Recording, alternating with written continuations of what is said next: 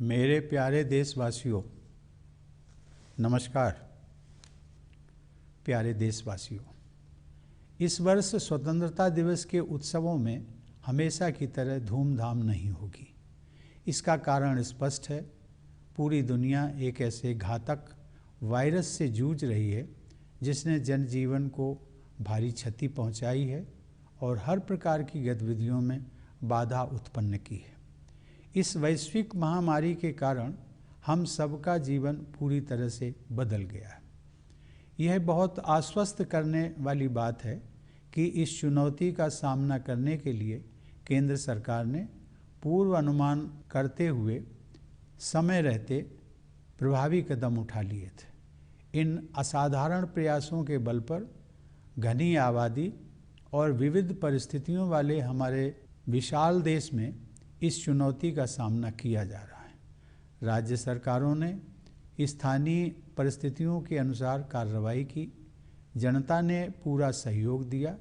इन प्रयासों से हमने वैश्विक महामारी की विकरालता पर नियंत्रण रखने और बहुत बड़ी संख्या में लोगों के जीवन की रक्षा करने में सफलता प्राप्त की है।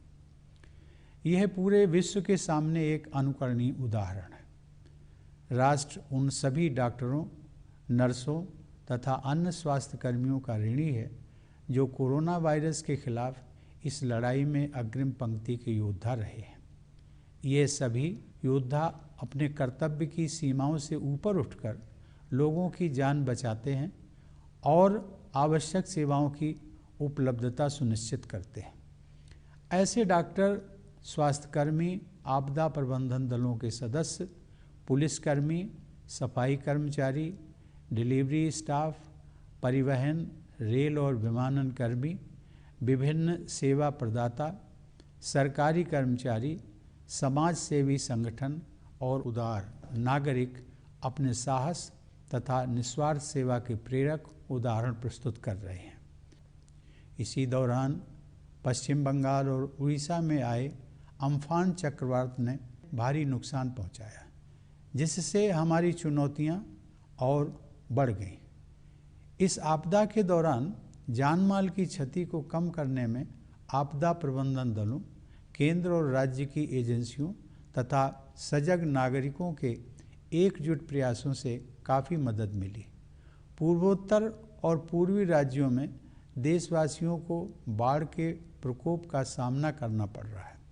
इस तरह की आपदाओं के बीच समाज के सभी वर्गों के लोग एकजुट होकर संकटग्रस्त लोगों की मदद करने के लिए आगे आ रहे हैं।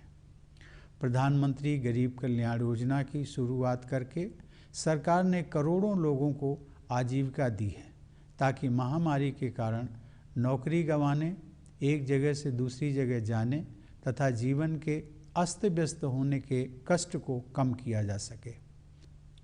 किसी भी परिवार को भूखा न रहना पड़े, इसके लिए ज़रूरतमंद लोगों को मुफ्त अनाज दिया जा रहा है। मुफ्त अनाज उपलब्ध कराने के दुनिया के सबसे बड़े इस अभियान को नवंबर 2020 तक बढ़ा दिया गया। इस अभियान से हर महीने लगभग 80 करोड़ लोगों को राशन मिलना सुनिश्चित किया गया है। राशन कार्ड धारक पूरे देश में कहीं भी राशन ले सकें, इसके लिए सभी राज्यों को one nation one ration card योजना के तहत लाया जा रहा है। दुनिया में कहीं पर भी मुसीबत में फंसे हमारे लोगों की मदद करने के लिए प्रतिबद्ध सरकार द्वारा वंदे भारत मिशन के तहत 10 लाख से अधिक भारतीयों को स्वदेश वापस लाया गया है। भारतीय रेल द्वारा इस चुनौतीपूर्ण समय में ट्रेन सेवाएं चलाकर वस्तुओं तथा लोगों के आवागमन को संभव किया गया है। अपने सामर्थ्य में विश्वास के बल पर हमने कोविड-19 के खिलाफ लड़ाई में अन्य देशों की ओर भी मदद का हाथ बढ़ाया है। अन्य देशों के अनुरोध पर दवाओं की आपूर्ति करके हमने एक बार फिर यह सिद्ध किया है कि भारत संकट की घड़ी में विश्व समुदाय के साथ खड़ा रहता है। संयुक्त राष्ट्र सुरक्षा परिषद की अस्थायी सदस्यता के लिए हाल ही में संपन्न चुनाव में मिला भारी समर्थन भारत के प्रति व्यापक अंतर्राष्ट्रीय सद्भावना का प्रमाण है। भारत की आत्मनिर्भरता का अर्थ स्वयं सक्षम होना है, दुनिया से अलगाव या दूरी बनाना नहीं। इसका अर्थ यह भी है कि भारत वैश्विक बाजार व्यवस्था में शामिल भी रहेगा और अपनी विशेष पहचान भी कायम रखेगा। हमारे पड़ोसी ने अपनी विस्तारवादी गतिविधियों को चालाकी से अंजाम देने का दुस्साहस किया। सीमाओं की रक्षा करते हुए हमारे बहादुर जवानों ने अपने प्राण न्यौछावर कर दिए। पूरा देश गलवान घाटी के बलिदानियों को नमन करता है। मेरे प्यारे देशवासियों, मेरी धारणा है कि वर्तमान संदर्भ में अर्थ केंद्रित समावेशन से अधिक महत्व मानव केंद्रित सहयोग का है। यह बदलाव जितना अधिक व्यापक होगा, मानवता का उतना ही अधिक भला होगा। 21वीं सदी को उस सदी के रूप में याद किया जाना चाहिए जब मानवता ने मतभेदों को दरकिनार करके धरती माँ की रक्षा के लिए एकजुट प्रयास किए। दूसरा सबक यह है कि प्रकृति रूपी जननी की दृष्टि में हम सब एक समान हैं। मनुष्यों द्वारा उत्पन्न किए गए हर प्रकार के पूर्वाग्रह और सीमाओं से हमें ऊपर उठने की आवश्यकता है। भारतवासियों में परस्पर सहयोग और करुणा की भावना दिखाई देती है। हमें अपने आचरण में इस सद्गुण को और अधिक समाविष्ट करना चाहिए, तभी हम सबके लिए बेहतर भविष्य का निर्माण कर सकते हैं। तीसरा सबक स्वास्थ्य सेवा को और मजबूत करने से जुड़ा है। सार्वजनिक अस्पतालों और प्रयोगशालाओं ने कोविड-19 का सामना करने में अग्रणी भूमिका निभाई है। इसलिए इन सार्वजनिक स्वास्थ्य सुविधाओं को और अधिक विस्तृत व सुदृढ़ बनाना होगा। चौथा सबक विज्ञान और प्रौद्योगिकी से संबंधित है। इस वैश्विक महामारी से विज्ञान और टेक्नोलॉजी को तेजी से विकसित करने की आवश्यकता पर और अधिक ध्यान गया है। आईटी और संचार उपकरणों की सहायता से डिस्टेंस एजुकेशन तथा ई लर्निंग को बढ़ावा मिला है। कई क्षेत्रों में अब घर से काम करने का ही प्रचलन हो गया है। प्रौद्योगिकी की सहायता से सरकारी और निजी क्षेत्रों के अनेक प्रतिष्ठानों द्वारा सामान्य स्तर से कहीं अधिक कामकाज करके अर्थव्यवस्था को गति प्रदान की गई है। इस प्रकार हमने यह सबक सीखा है कि प्रकृति से सामंजस्य रखते हुए विज्ञान और प्रौद्योगिकी को अपनाने से हमारे अस्तित्व और विकास की निरंतरता को बनाए रखने में सहायता मिलेगी। ये सभी सबक पूरी मानवता के लिए उपयोगी सिद्ध होंगे। यह दौर हम सभी के लिए कठिन है। हमारे युवाओं की कठिनाई तो और भी गंभीर दिखाई देती है। शिक्षण संस्थानों के बंद होने से हमारे बेटे बेटियों में चिंता पैदा हुई होगी और फिलहाल वे अपने सपनों और आकांक्षाओं को लेकर चिंतित होंगे।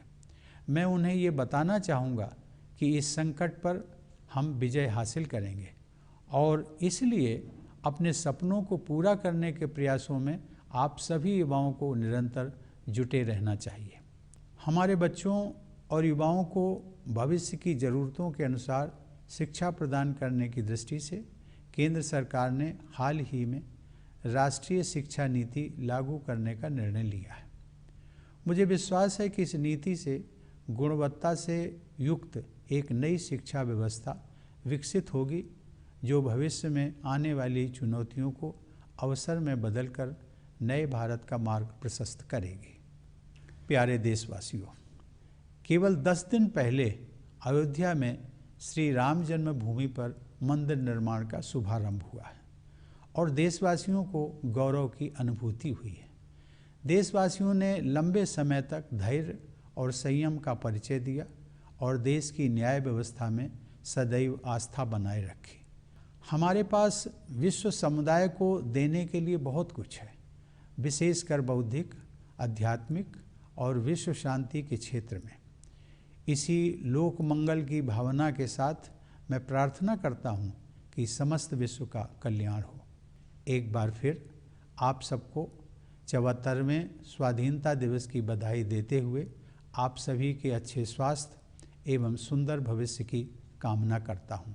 धन्यवाद। जय हिंद। देश दुनिया से जुड़े ऐतिहासिक और समसामयिक जानकारियों के लिए हमारा चैनल योर रनडाउन को सब्सक्राइब कर बेल आइकन जरूर क्लिक करें। मिलते हैं अगले वीडियो में किसी नई जानकारी के साथ।